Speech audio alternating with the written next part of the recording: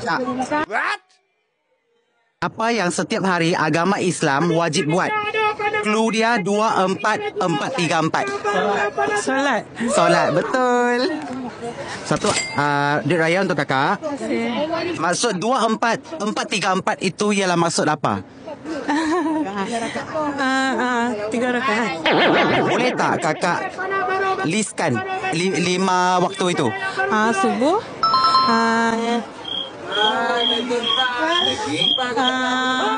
Zuhur. Lagi? Asar. Lagi? Maghrib. Lagi? Isyak. Betul. Satu lagi untuk kakak. Kat tangan Tony ada RM1,000. Kalau kakak ada follow Tony di TikTok. Kalau kakak dah follow RM1,000 untuk kakak di raya ni. Ketak, jangan ketak. Okay, yang first. Lah, kenapa tak ada kakak? Rugilah. Tony tetap bagi kakak rezeki.